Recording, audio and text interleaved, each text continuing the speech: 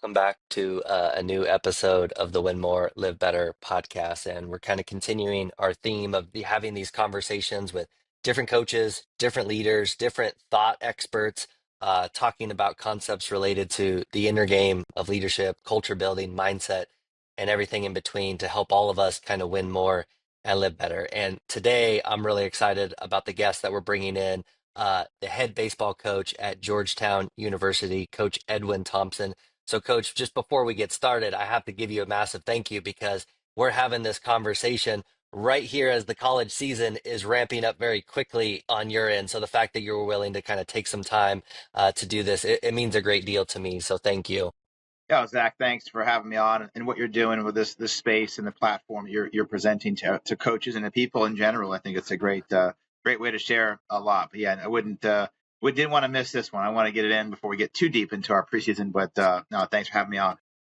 Awesome. Well, I'm excited to explore obviously some of the things that are kind of cooking up for you all as the season approaches and kind of dive into your time there at Georgetown. But where I actually thought might be the best place to start, I generally avoid questions around at the very beginning around somebody's journey. I don't a lot of obviously shows and no shade to any of those. They like to say, "All right, tell me about your journey." But for you, I actually thought in a way it was worth kind of unpacking that a little bit because I think one of the things that really stood out to me was just the breadth of different experiences that you've had that I think have certainly maybe shaped kind of your approach to coaching, not just from coaching baseball, but other sports and having other jobs and things like that. So for you, maybe a starting point is like when you now look back on your journey to becoming a head coach, what have been some of those most impactful experiences beyond just coaching baseball that Yeah, has maybe shaped how you think about the work today? yeah, I think there might. Yeah, thanks for saying that. It is unique. This is my 23rd year, 22nd year of coaching college athlete baseball. I was a special education teacher. I work with middle school kids with special needs. And when you talk about learning how to have patience, learning how to have grace, and having perspective all in a day, and obviously in a 4 year stretch at the middle school level, just seeing that those moments and those kids that I work with had a wide range of that was special to me, and I think it shaped a lot of really who I am as a coach, to be able to adjust and adapt, right? And kids deal with a lot of things, and sometimes you have to ask questions as a coach, and you don't always ask questions; you just assume. And there was times where kids that I would have didn't want to go home because they didn't have 3 meals over the weekend. They like staying, So holidays were really difficult. Where most kids were excited to go home for the holidays, and some of the kids we worked with didn't have that experience. And so I think understanding each individual really helped me during that time, from a just a compassion standpoint, and just having patience with kids that they're dealing with things that you don't really know, and having that ability to work through that was something that I learned a lot as a working in education at public school. Yeah, I hear that grace, that that compassion in general, perspective and patience certainly. How do you see those characteristics, those qualities now be reflected in kind of how you coach day to day?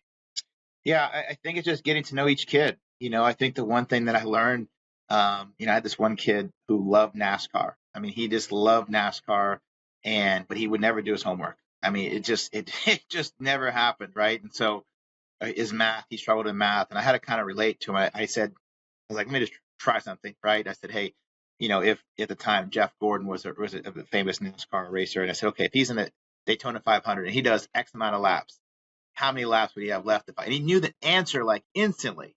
And I was like, okay, find that hook, find that whatever's inside that kid or that person that I'm coaching to be able to relate to them. So now I got that kid.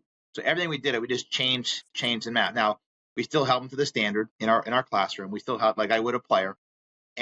But okay, now I have a better understanding of that individual. And so when you're teaching and growing young people, it's just the ability to connect with them. I think that's such a huge part, not just in the recruiting process, but once they get to campus. I meet with our kids, especially our freshmen, every couple of weeks, just checking on how are they doing.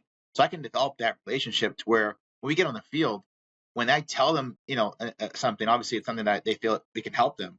It's allowed me to have that ability. So when they make a mistake, I can take a step back and be like, okay, why did they make a mistake? Where I was 22, 23 as a coach, I may just be beyond at that probably. Now it's a different perspective. And I say, okay, well, let's figure out why. Let's figure out how do we get that fixed, and let's move forward together. And that's something that moment when I had the kid that was big on NASCAR. What is that hook for that kid? That I'm coaching. Two things that stand out for me as a very quick personal share. I had my very first season working for the Arizona Diamondbacks. I recall I had a conversation with a reliever in the locker room one day, and we were in the training area, and we were talking about cars, and we were talking about, just he's big into them, talking about fixing them up, like he was showing me all the different upgrades that he's made to his cars and things like that. And afterwards, I'll never forget, we had one of our athletic trainers come up and said, he kind of overheard the conversations, like, Zach, I had no idea that you were so into cars. And I was like, I don't know a thing about cars, like at all. Like, I wouldn't tell you, like, the only thing that I can confidently do when it comes to my car is if something's wrong with it, I know who to call. Like, I know, like, I could call an expert to help. Like, that's it. But, like, to that point of finding where there's a connection point and what gets somebody to talk is so critical in and create meeting them where they're at. And I think now in the sphere of I think especially college athletics, so much of it is very fluid right now and ever changing and evolving. But the consistent thing is connection, and Yeah. that piece isn't going to go away anytime soon.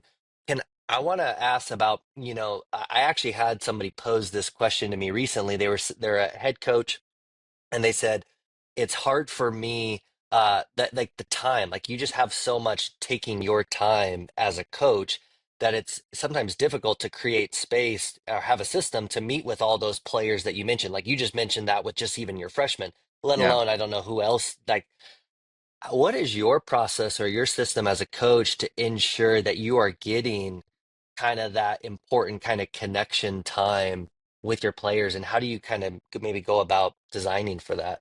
Yeah, so we have 40 players in the organization, plus staff and things of that nature. It's probably about 60 that I'm dealing with, whether it be our internal staff or our support staff. But the players are the most important, and I think there's a lot of things that I always say that say relationships are the key, right? That's what's going to keep kids. And when players, when you go to different jobs and they graduate, the relationships are what's going to stay connected. So how do you develop that? That can be something simple in practice, a little before practice, just checking in. How's your family? How's your sister doing? She's in college. What she got a new job? Just to have that ability to connect on something simple. If it's, I know, like we have a couple Bears fans, guys. So like connecting on a sports is obviously easy, but just showing them that you're thinking about them outside of, or shoot them a text, right? So it doesn't have to be anything like a set up meeting. Obviously, our freshmen, we try to have meetings. I try to meet with our kids periodically throughout the fall just to check in, right? It's just like, how's life?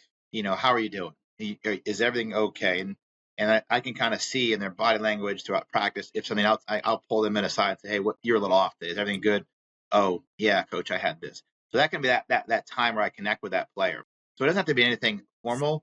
Obviously, with the freshmen, it's kind of structured just for to help them get their feet under them, especially early on. But I think it's just so important to carve time. I mean, we in our every Wednesday we call them Mindset Wednesdays in the fall, and we go over life. How do you deal with adversity, Zach? How do you deal with how'd you deal with that situation, and have open dialogue about just different things. Now, it's always kind of tailored towards player development, or just, but there's also times where just like we had to shake someone's hand. We had a situation where we had a guest, and they didn't know who that person was. And I said that person could have been was a person that was worked in professional baseball for the Royals. And I said, how many people introduce yourself to that person? And there was like one person. I said, what if that person? I said that was the owner of the team, and they're looking to hire people in their organization, or right? And so you guys missed an opportunity. So that's not going to happen again. So it can be something like that, where in real time it's changing. I'm trying to give real time examples of life, and so those are just some examples. I think you gotta make it. It's got to be important. Yeah, the X's and O's are important, but listen, if you're not a connected group, if you don't have a bigger mission than just winning games as a coach for me. That's just kind of where my focus has been. So helping them in recognizing that would never lose sight of our standards and things of that nature from the on the X's and O's. Mhm. And I don't know about other sports, but I know certainly in baseball, one of the phrases that gets used sometimes is like, what does it mean to be a pro? Yeah. Right? Like and like in essence, that's what I hear you kind of describing is like we're not just talking about how to excel between the lines, we're talking about how to live beyond the lines as well, and how those two things certainly overlap in different moments. And so I appreciate that. I remember we did that with a group of incoming players a few years ago, and we tried to simplify it down where we said, hey, what does it mean to be a pro? It's like we talked about preparation, respect, and taking an ownership, right? Like if you broke down that word pro, like it's like preparation, respect, ownership. Like that's really what if you're living those things day to day, that's going to be a really good recipe. Again, some of the values at the time for us, but for you, you started to kind of touch there on your standards and things like that. Let's kind of go back to you for a moment when it comes to now at this juncture of your career.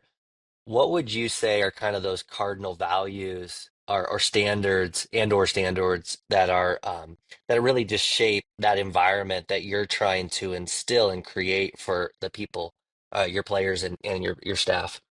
Yeah, I think, we always say we're not going to miss on the person, right? And that's an easy thing. We can recruit players. We get to choose who we want in the organization. And ultimately, the kids that we recruit choose where they want to go. And I think the transparent part of our program, we're really open about it. How we do things, how we operate, all the good and the bad, right? Georgetown's a great school and it's a great city. But then there's, okay, here's what we have to work through.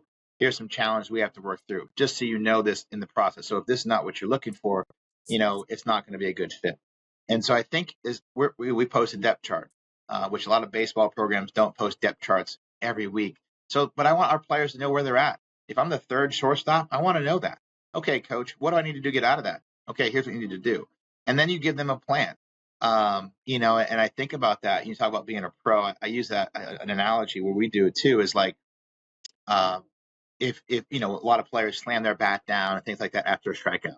So I try to do a funny one to make the kids. I try to use life and funny, but like I give them an example of a grocery store, and let's say the price is not what they want, and they're at the checkout line. You can't just slam down the rice because it's not on sale, right? Like, but that's a real, and I say that's so.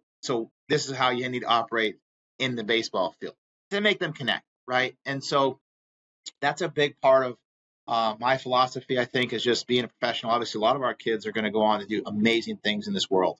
They're world leaders. They're going to own companies. They're going to be doctors. They're going to do this. They're going to be teachers. Right? They may work in the government. So, how do I shape that? Why I have them? Hold them to a high standard. Hold them accountable. Right?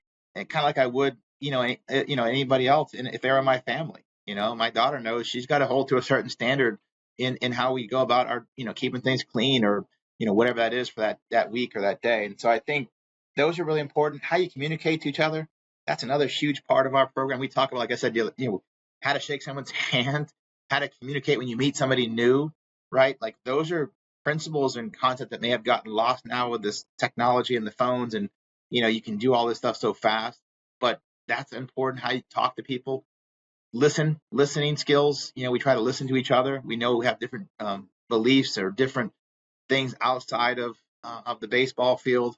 So those are things that we try to have. If we can have good humans that are like really good communicators that can listen, that have a work ethic and it can be a shared vision, then okay, that to me that's success. Like yeah, wins and losses are part of my job description. There's no doubt. We all know that. No one's ever trying to strike out. No one's ever trying to give up a home run. Everyone's trying to do the same thing, the best of their ability. The key is trying to get them all to do that consistently. And there's a great quote I heard the other day with Tom Brady. And he was talking about during a football game in the playoffs, the tight end had some key blocks for this running back, and he was talking to telling people like he was so fired up. The guy that blocked the tight end, he was so because he did his job, and he goes that right there is a difference to being a star and a champion. Those are champion plays. Stars, get all the attention, but that's a champion play. I use that. I told our team, and it's like that's the goal. to get that person to individually be so selfless in that role in that moment. No one's going to get, the block was no one's going to pay attention. Now he did because he's a football guy and all that stuff. But that's so those are probably five principles I would say that we can hit would be our. I can have that at this point in my life has changed. Where I was younger, I was trying to win. That's all I cared about. And relationships, and it didn't matter. But like now, it's yeah, I know the bigger picture. I think some of that, I'm going to make more of an assumption here, which is maybe ill-advised on my end, but I think I'd imagine a lot of that has certainly been shaped again by that perspective that we talked about on the front end with having exposure, not just to, being a special education teacher, but also to coaching other sports and having other life experiences, like just beyond baseball, where like when you mentioned maybe earlier in your career, as it is, I think for so many, like we care deeply about results. Like we're most of us got are competitive because we played and now we've translated that into coaching. Yes, wins and losses affect us, but at the same time, having that broader perspective can sometimes be certainly influenced by having those other life experiences to draw from. So, but what I actually am interested, the last thing you mentioned, maybe that was earlier part in your career. When and how did you start to notice that shift for you in your coaching journey? Well, you talk about early in my career. I coached middle school track, girls middle school track. While I was in, so my day was I'd go to special education teacher at 2:15 to 3:15. I'd coach middle school track, and I never coached. I ran track, but I really didn't. I was doing it as an extra in our small town in Maine. You could play track for your school, you could play baseball. It's one of those small things. So, but there was a thing in track for those that don't know, you have a personal best, PR, personal, whatever, personal record. And so it really started to hit me like every day we can have a personal best, like these girls and guys were having some of the, and they were so excited about beating their personal score. They had lost the race or but like that perspective, okay. Now, I was out about, it was my fourth year of coaching college baseball at the time. So I was doing both. So I'd say that was one point where, then I did 2 years of coaching at Bates College, where I was a college football coach, running backs coach, and a head baseball coach. That gave me a lot of perspective. Um, and then I went to Duke at a very high level, and it's like it's intense in the ACC. It's a real situation. And then I started kind of, I would say, I got to Eastern Kentucky and had a child, a daughter.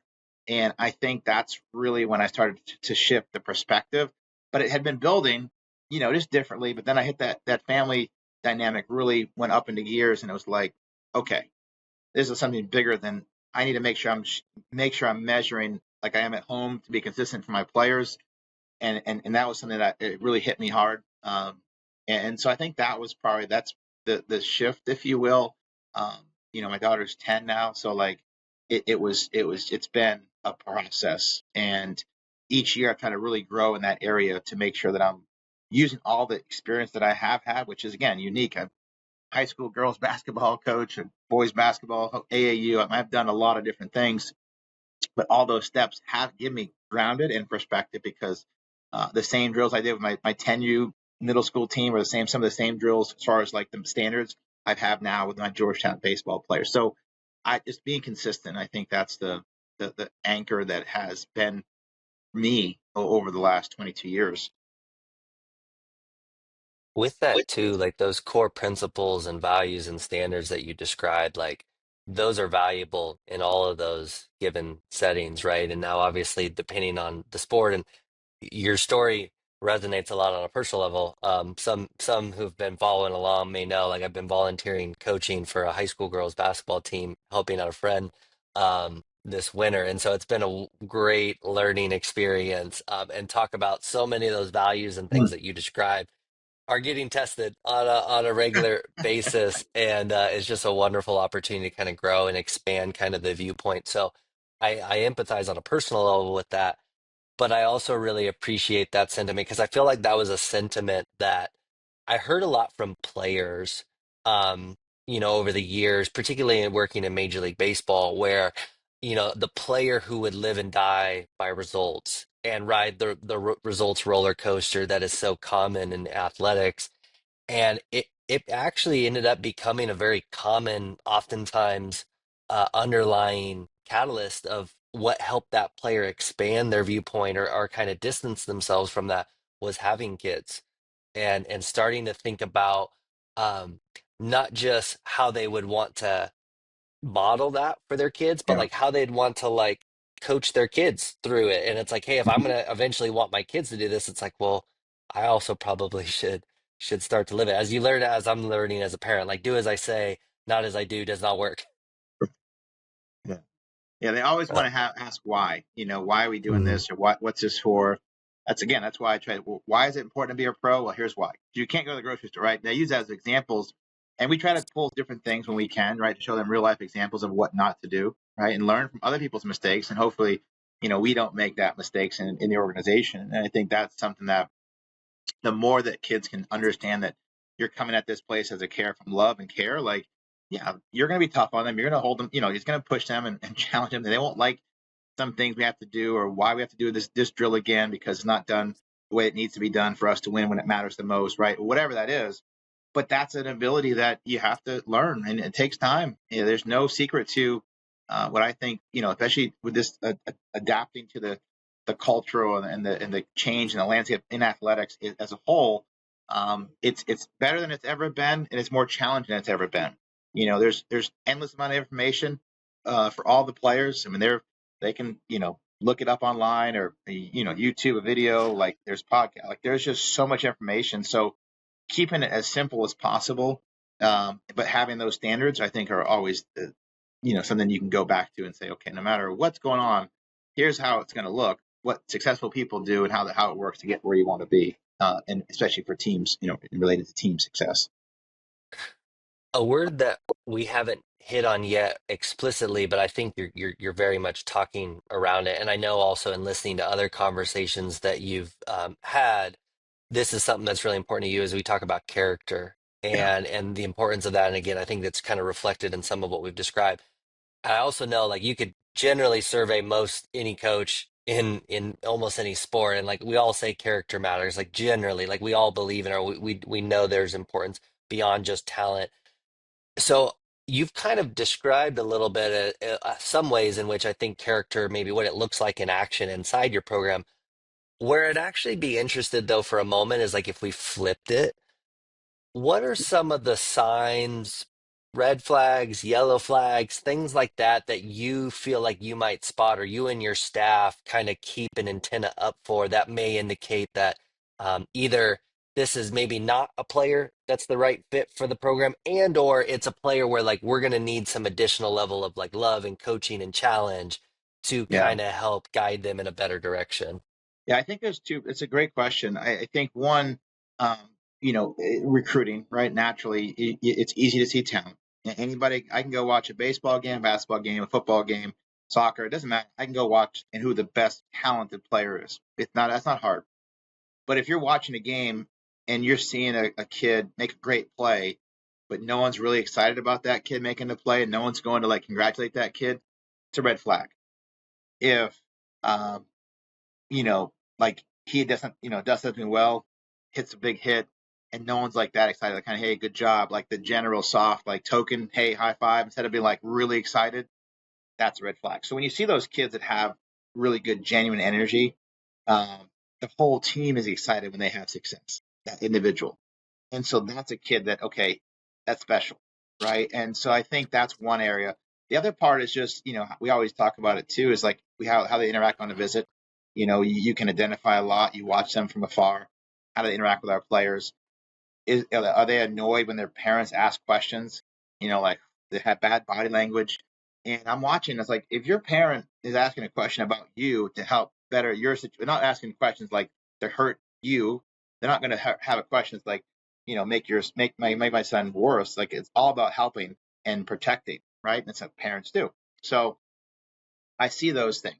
Um, a lot of times in our space, there's events, they're showcases, and in the baseball world, typically, if you're a pitcher, you throw your innings. These kids are all like put together on a tryout team or a regional team. They're just kind of you're not teammates. You typically go home. I mean, you pitch. There's no need for me to say there. I did my part. I'm out, and that's normal, and that's not abnormal. It's just kind of there. What's abnormal? I had a kid a couple of years back. This is 10 years now, 15 years. I don't even know. Um, One of the best players in the country, one of the best, biggest events at the time. It was an all-star for the best of the best in this area, and he stayed. He pitched 2 innings, and he stayed the entire game, cheering on his teammates on the top of the rail, high-fiving guys when they came out, had a big out. And it was almost like odd because guys were like, looking at him like, man, why are you so excited? This is a tryout. Like only a handful of us are gonna make this select team. What does it matter? Why like? But I'm watching this kid the entire time, and I'm like, I'm all in on this kid because he had talent. I mean, make sure he. But it was like his makeup and his character. That's how it shows up. And I was watching that. I was there. I had a flight to catch. Never forget, I had a flight to catch. It was late, and I was like hoping he would just go after the first couple innings. But I ended up having to stay and watch the whole thing, which was fine. We ended up getting the kid. But my point was that's an example, right? Like those are examples that I think are very easy to identify, but not everyone's going to take the time to identify. They're going to see the kid's flashy, really talented, but they won't see that. And I think that's where you may miss a kid or two that or you can or make your decision easier to finalize and get on where we want that kid. One of the things that I really appreciate about what you just described is I think it's easy to just focus on the individual, right? And like you mentioned, like that is a piece of it, right? Like what they say, how they conduct themselves and stuff like that. But I think that added component of like how they also influence those around them and how other people react to them. I mean, there's all the cliches out there about like, Sure. do people get excited when you enter the room or do they get excited when you leave the room? Like that Yeah. kind of sentiment. Like, but to like from a coaching and a selection standpoint, I think that's a really great way to think about it. And I appreciate that example. The other piece of this I think now kind of starts to, you mentioned kind of when you have those recruits, maybe the first time on campus, right? And we've talked about connection now. And really, I know generally there's conversations obviously that have happened before them, but like for many, that is going to be the entry level point or the first impressions of really the culture Mhm. and the program and those types of things. Could you kind of walk us through a little bit like what's important for you and your staff to like walk players through kind of and kind of getting them embedded into the program at Georgetown? And also the second part of this is like, are there any differences for you all when you're talking about like the 18-year-old freshman versus like the 22-year-old, grad transfer as well? Yeah, I think it starts when once they commit to us. We kind of say that you're ours. We're going to share information with you. We're going to share our standards. You're going to kind of see if I post a clip of something I think is important, I'll send it to our commits, so they kind of get understanding what's important, right? So that's a starting baseline. Obviously, they committed to us. They chose us, so they kind of know through our process that this is how we operate. And I think through shared conversation with our players. But when they come in, our goals are to everyone up to speed as quick as possible. And I always start from square one to day one. There's three words that we always say in our program: don't assume anything. And even returning players, I don't assume that they remembered what we talked about last year. So we start from ground one every year. And each team is different. Each team has a different dynamic. Where this year's team were a little bit older, but that doesn't mean that they know what's expected, what our standards look like of how to do game day, how to deal a road trip, how to deal with different things. So we kind of keep everyone consistently together. The difference I would say is the freshmen again just need more help in life managing themselves. In a analogy that I always have for our players is your freshman year you're trying to figure things out. Your sophomore year, if you're not a starter, you're trying to be a starter. Your junior year, you're trying to be a draft pick. And if you don't get drafted, your senior year, you're all on winning a championship, right? That's kind of how that goes. So our goals are try to have all those things happen every year that you're in school. We want you to play at the highest level, be a professional. We want to win championships. We want you to figure things out. We want you to be a starter. So how do you get to that point to get them? So it just kind of steps to that, and helping. If everyone goes to the same page, the same pace, then hopefully they're all, by the time we start the season and we get into the back end of our season in the spring, they're all kind of pulling together. And it takes time to invest into practice time and to go through some of those steps. But I've learned that if I skip steps myself, our results won't be where they need to be. We won't have a chance to be consistent results wise. And we live in the results oriented business. Like that's not, and everyone knows that. But is our team going to stay connected through that process of ups and downs, which it will happen? So I think that's kind of the I don't know if I answered the question exactly, but that's kind of the style that we like to kind of have is is getting taught every year and refreshed if it's a senior. And now hopefully the goal is by their junior senior year, there's periods of time where I always ask our kids a lot of questions. Okay, now how do we deal with this? And they'll talk. And so I can kind of have that step back and say, okay, like a proud father, and say, okay, good job, and that's kind of the style that I've have over the last 3 or 4 years, and it's really something that our environment. When I took over this program, Pete Wilk was the coach prior to me for 20 years, had great people, and it was really easy for them to kind of buy into what we were doing, and it was just seamless. And so sometimes it's like a big, like, hey, this is how it's like, no, it just got to change some things here and there, but overall, um, that's kind of our style, just all together. Altogether. And what I really like about that is it is a way in which to transfer the ownership to the players, right? Yeah, Like, I mean, that at the end of the day, like you all as coaches, you have a set amount of time day to day where you're having direct contact and direct in the moment influence on athletes. But we also know like there's a lot of time day to day that you are not directly overseeing like you can be. You don't want to be with right. them every single moment of their day. However, like those principles, those values and standards and things like that, if you've done a good job as a staff transferring that ownership to those individuals as they've navigated the program, like that just helps. It's what is it like the rising tide, or the Yeah. rising tide raises all ships, right? Like you're now everybody's getting elevated, not just through the staff, but each other, which I think is really good. Yeah, we don't have captains in our program, so we have accountability leaders, and we have accountability leaders, like so they're directors. They're called co-directors and coordinators. They're kind of like the pro model, right? Like in the sense of like the different coordinators are at. So there's coordinators of our locker room. There's coordinators of our indoor facility. There's coordinators. So each group has a responsibility in the organization, right? And it's not, where the days of just like, hey, all the seniors get all the gear, or all the freshmen do this, or vice versa. It's a shared partnership. Listen, if we all have stock in Georgetown baseball, we all want it to have success, and if we're invested, like we all say we are, we want to make sure this thing's going in the direction. And so that's kind of we have chain of command. They have reporting people, and it also again helps them with life, right? Kind of helps them transition to the world, and I think it's always fun when I hear they come back like, oh, coach, being a accountability leader helped me in my interview or helped me in my job, and like that's when I know the big picture, right? The big picture of this whole thing. So those are that's again, I didn't want to, but I want, as you said them, I was like, that's kind of how, yeah, I'm not with them all the time, and more likely than not, they're gonna be with them each other more. So if and they have to go through the full interview process.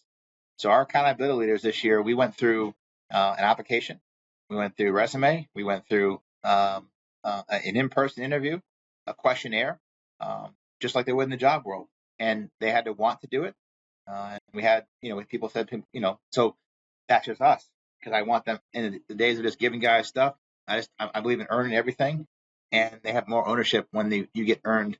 Have that opportunity. It's been a blessing to be honest, because yeah, just helped us in a lot of things off the field to manage. We don't have to worry about. I mean, worry.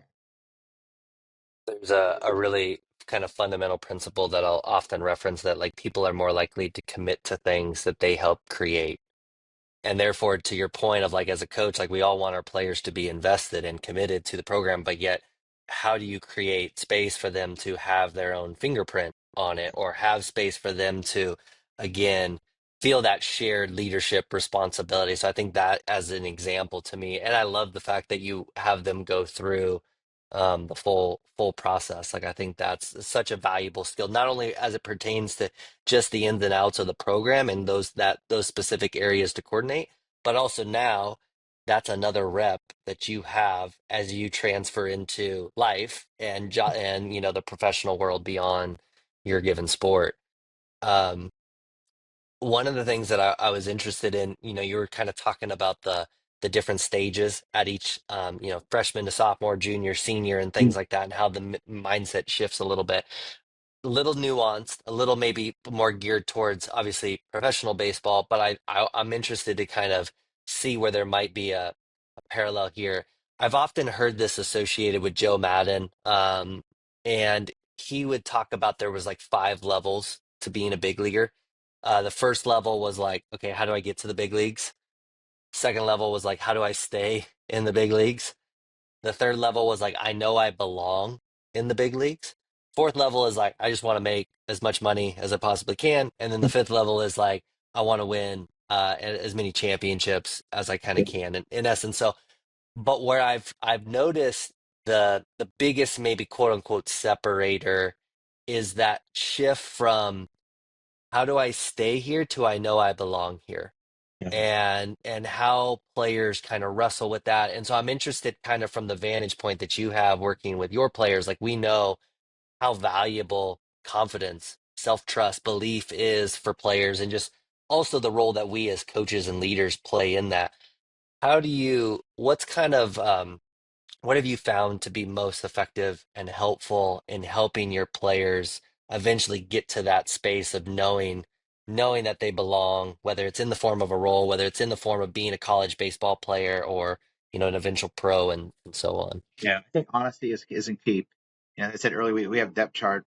We post it to our kids, and they kind of know where they stand. And I think seeing some kids, that maintain their depth, their ranking on the depth chart, if you will, or seeing kids go through from starting point to end point in a process driven mindset, you're able to kind of see uh, that excitement, that confidence comes out. And it can be something simple. It can be something simple like going from the second to the third position, or moving up just a little bit, and you see it even especially week to week. So in the fall, we typically will have it. We'll post it, and if you're in the bottom at DH, and all of a sudden you get moved up to second, their confidence just in that because it's earned, right? And I tell them, explain that, okay, here's how you move with the depth chart. You play your hard, you do this, you listen, you know your system, and then you have results. And so it's almost like a cheat sheet of what it takes to be successful, but at the same time know that it may not happen right away. So there's sometimes where we have to go a little bit slower with other guys and create confidence for them. And so, for example, we may have some guys struggling with, I don't know, just with hitting the ball the opposite field. So we just get out there with the machine, and that will help them feel that moment. And I say, "Do you feel that?" And once they feel that, they're like, "Yeah." Okay, so you have it in you, right? Okay, so now we got to be consistent. Let's go to work. And so that's when even if like a light bulb will come on, and they feel that just for that one swing. It's like it's like the golf, great golf shot theory, right? I hit the ball. I always joke. I'm a very average, below average golfer at probably below, more closer to below than anything. But I'm like 3 out of 10. I'll hit a good hit.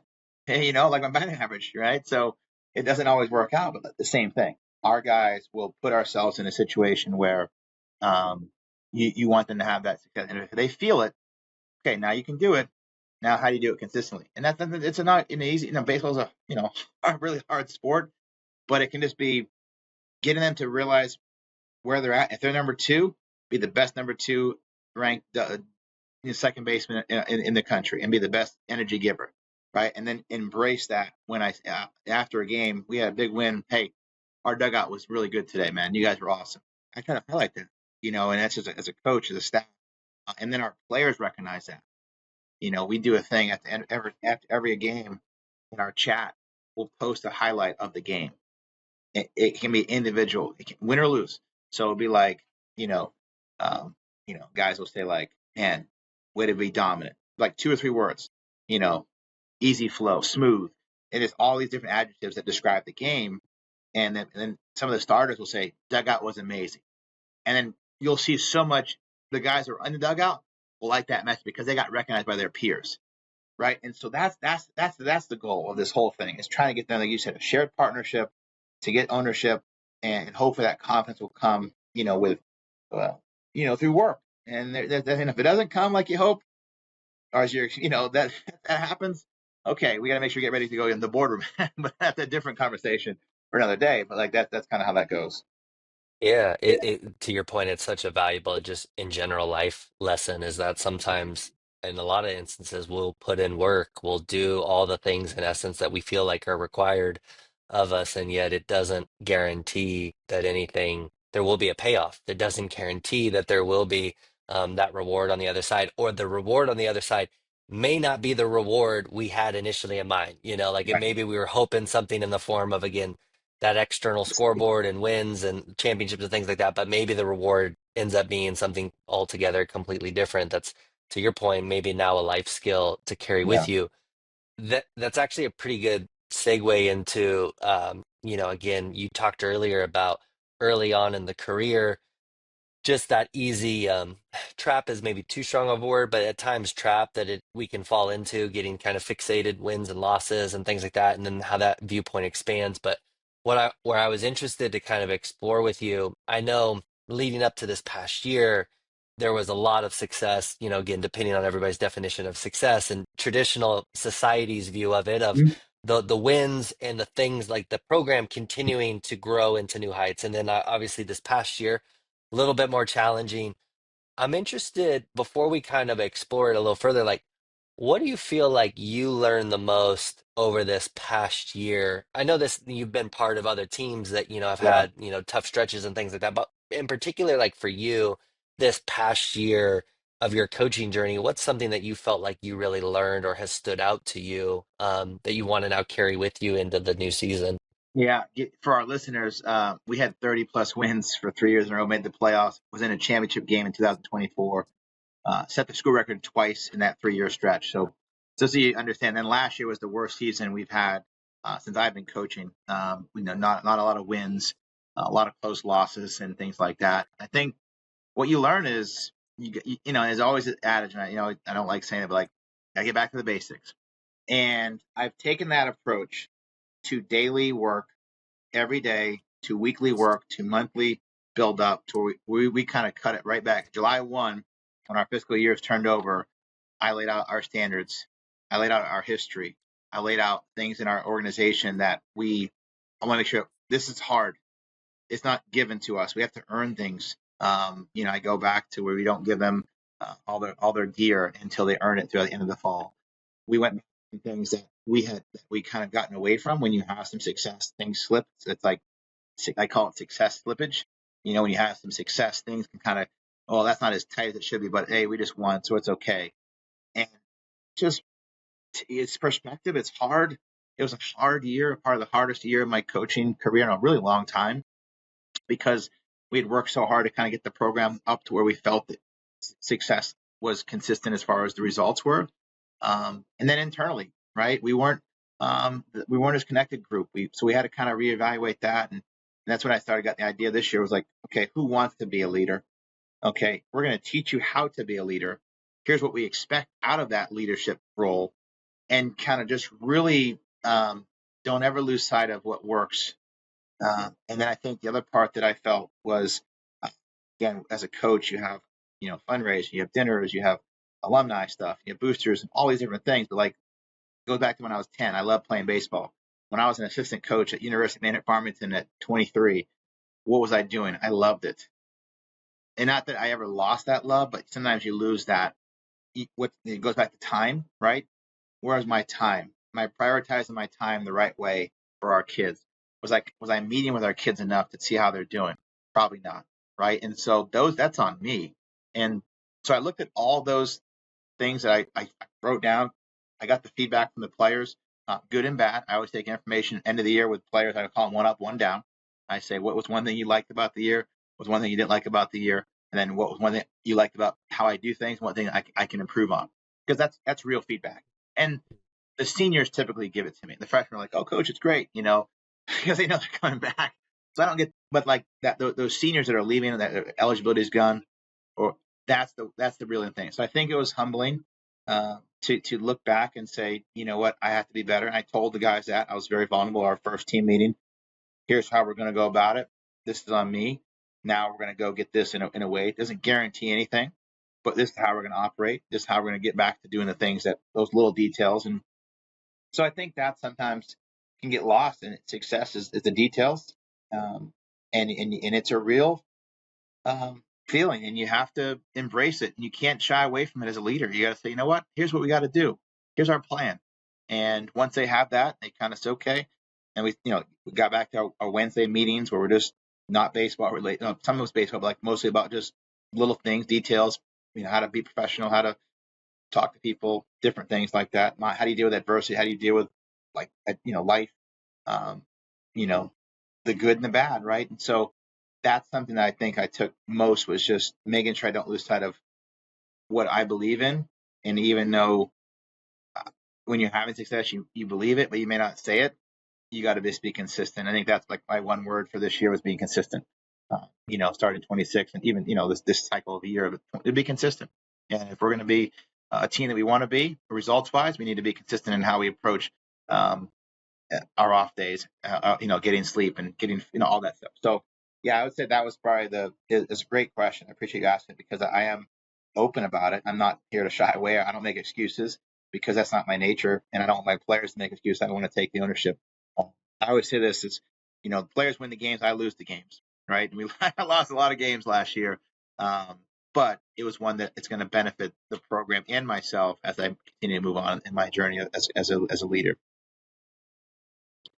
There's a lot of really valuable insights in what I think you just described. I think two that initially stand out. I've spoken about this several times in this show and in different past conversations of just like the importance of, if you want your players to do X or live X, whatever that is, like it's important then for you to model that as a coach, whatever X is.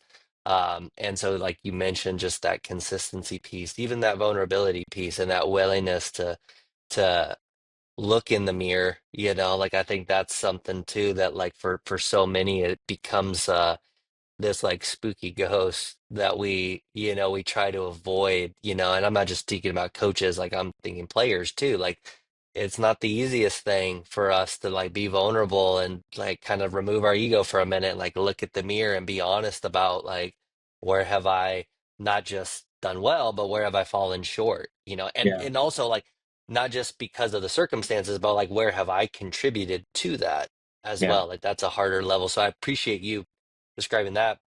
The other piece, though, I've had this conversation with coaches in the past of like, it's like you hear, particularly like in a sport. I mean, I guess even in baseball, we just play so many games in baseball sometimes that, I feel like it gets amplified a little bit in other sports that play less games. But like when they lose a few games, you inevitably hear a post game, or a mid like halftime interview, and they ask them like, "Hey, what do you need to do to like course correct or whatever?" And they always say like we need to get back to the fundamentals. We need to get back to the basics. Like generally it's like that's such a but it illustrates how um simple but not easy those things are to do. And I think one of which is like a word that resonates on a personal level is like I like talking about tolerance. Like, what is our tolerance, yeah, particularly for, as you kind of mentioned, when the standards or our details fall below, kind of what we're.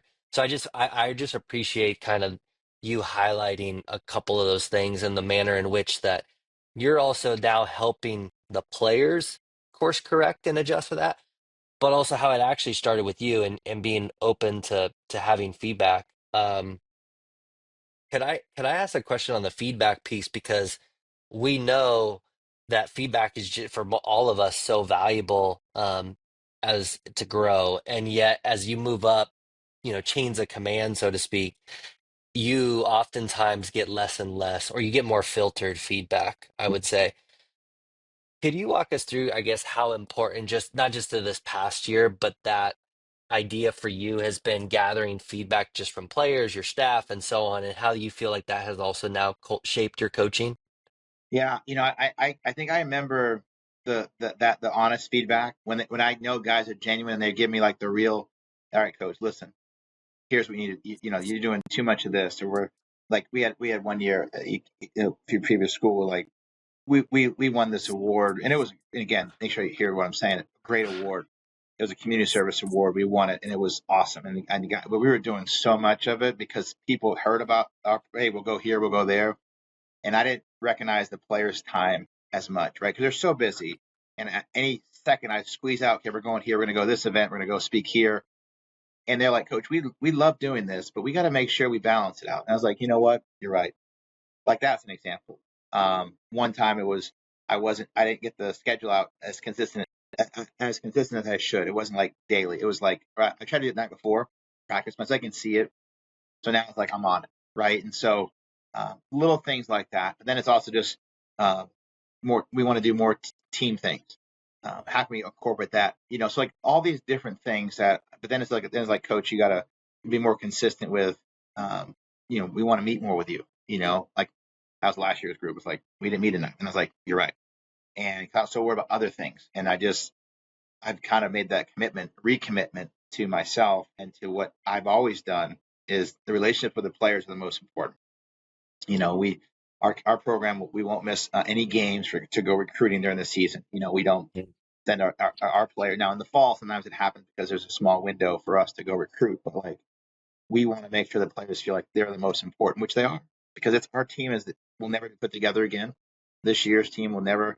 Not everyone's coming back, right? I mean, new players coming in, so it's constantly like just trying to refocus on that in a manner that makes them they feel like they're valued, but at the same time they can come to me and be honest with me, and I want that, and I tell them all the time. If I made a decision, I'll try to own that decision of making a mistake, whether it be bad send or should have done this, should have done that, and they can see that vulnerability. And it's like, it happened last year, and last weekend of the year, I made a terrible send. I mean, it was so bad, and our season was just going. And it's just like all these. I was trying to force something in to help us get that extra victory, and it's like normally I'd be like, wait a second, be smart. We're still down to run. We're 2 outs. Why are we getting the guy thrown out at home plate? Like that doesn't make any sense. But I was trying to force something, and I was honest with them. I said, hey, it's on me, and we lost the game by 1 run. It wasn't like that was a winning run, right? But it was just that moment of just being honest, and I think that's where I connected with that group. So they going into my exit meetings last year, they were like, all right, I'm going to be honest with coach. And I took all their feedback. And what was great to see some of the younger players gave me honest feedback as well. And so I think the back to the basics, I always use that. I used to coach football, and it was always the case. We're back to the basics this week. I'm like, let's make the basics daily. Let's make sure our details stay consistent. Let's make sure our locker room stays consistent. Let's make sure our indoor space stays consistently clean. You go to a big league spring training complex, it's always clean. It's always organized. It's never out of place. Why is that? Well, yeah, they may have a lot of people cleaning it up. I get that. But most of the time, guys are taking care of their own space. So I said, if they can do it, we can do it. And so that's something that, it's a great question because it is important, and it is to have that as a coach and as a leader to say, well, let's be honest, you know. Um, so I like that sentiment that we talk about getting back to the basics. Well, if we just make the basics a consistent daily thing that we touch, like like right. we have coaches that talk about like, "Hey, let's just touch it, even if it's for a short period of time, like let's just touch it, get it in there. Then we don't have to worry about having these you know, uh come to Jesus meetings and have these like meetings where we gotta like kind of bring everybody in and Well, it goes have back those. sorry to interrupt. Like my thought Yeah. was like there's a quote out there. Alan Stein, had an interview with Kobe Bryant and saw him at 4 in the morning doing footwork drills for an hour, and he's like, well, "Why do you think I'm the best? I fall in love with the basics." And that's, again, the elite of the elite. They work at those basic, boring drills that you teach when you're having a camp. And so we've incorporated that into our practices. This year, we incorporate, there's a 10-minute period where every day we're in each positional group, we're doing fundamentals that are basics, fundamental drills that we would do on to our little leaguers at a camp. And so, yeah, I mean, we don't have time to do the whole practice of basics because we do have to kind of get prepared for the game, but that's helped our organization, at least this year. We'll see. We haven't played a game yet, so everyone's feeling great. But I know going into it, we're going to be prepared for whatever the season will bring us. Because the group's connected, and they've shown that over the course of the last 6, 7 months. Last two questions. I want to be very mindful of your time. One question, I felt like it was maybe top of mind because obviously yesterday was Martin Luther King Day, and so I was thinking a lot about just some of the values and important principles that he's kind of instilled and his legacy kind of represents. And there's a long list, you know, between service and diversity and representation and like moral courage and like and in particular, I think that last one, which I think ties in a little bit to like the feedback that you talked about and the vulnerability that it requires, like as a leader, so much is coming down to like being able to do what's right, even when it might be uncomfortable or unpopular. And so I guess for you, I'm interested in maybe how you see some of those principles kind of show up for you, whether it be directly or indirectly, in your approach to leadership, but also like in today's landscape where you feel like that kind of courage is really most needed. Yeah, it's a great segue because I asked the guys on Sunday, and maybe you know how many times he was arrested, Martin Luther King? I don't know. 29 times, Wow. right? And you think about that, and I told our players this. This was for human rights. This was for sanitation workers. This was for right to vote, just to be treated equally. 29 times. I said, okay, can you take that into your life in a sense of to do things the right way? Just at Georgetown, we're at a very nice place. It's DC. It's right. We have a field, all these different things we have access to. Can you do things that are hard that not everyone wants to do? Can you treat people with respect at the basic level? You're not going to go to jail if you don't, unless you do something crazy. I said, I kind of gave an example. I said, but like, think about that for a second. Can you treat your teammate through this whole season with respect? You may not like his sport choice. You may not like that he likes Nikes and you like Adidas or whatever, right? We understand that there's going to be differences, but can you respect that person? And just think about that. You're not going to get arrested just because of the guys from a different part or different race or different religion. Think about that. And so I try to have that and there's like a moment of like, you know what? Wow. Okay. So I think those conversations are honest and open. We have those and it's important. And in this day and age where it's not cool to, after a loss, maybe it is or isn't, to sign that kid's autograph. But can you do that? Can you just sign that kid's autograph who's 10, just wants an autograph? He doesn't know if you won or lost. He doesn't know if you're 0 for 4. Can you just take care of that? Be professional? Can you go back to that being a pro? So those are simple things. Can you thank the person that does our custodians? Can you thank them when you see them for just taking care of the trash? That's what we're talking about. And I think that's the part that it may not be. I go back to one of our principles of communication is communicate to people how you feel. It's okay to tell them thank you. It's okay to say, hey, I didn't like how you handle that. You can do it in a professional manner. You don't yell at them. So I think it's those values are so real. And again, I appreciate you asking because we talked about it on Sunday, going into on Monday about how many times you've been arrested. I didn't know that. I kind of just Googled some facts and it was like, wow, that was really 29 times just for trying to have equal rights. Is that worth it? Could you do that? So can you treat each other with respect and so I think it's just trying to connect with them in any way that you can. And we really try to put a point of emphasis on that character piece. And also, obviously, I always say there's a lot of stuff on there that's going on in college athletics. 97% of the people are not. We're dealing with the 3% of what they have to deal with different things on TV and social media. We're just student athletes, and my mission as a leader, as a teacher, is to make sure that I'm teaching them, prepared them for after baseball. Ultimately, the glove is going to be put down at some point. 15-year career in the big leagues, 5-year career in the minor leagues, playing college baseball. At some point, it's going to be over. So what lessons am I teaching them to make sure that they're not afraid to stand up for what's right and what they believe in and treat their neighbor, basic human components to do that. So I think it's ongoing. It's not easy, but we try to just share it and highlight when guys do things that are not cool, or stand up for what they believe in. I think that's something we try to and support that in our organization.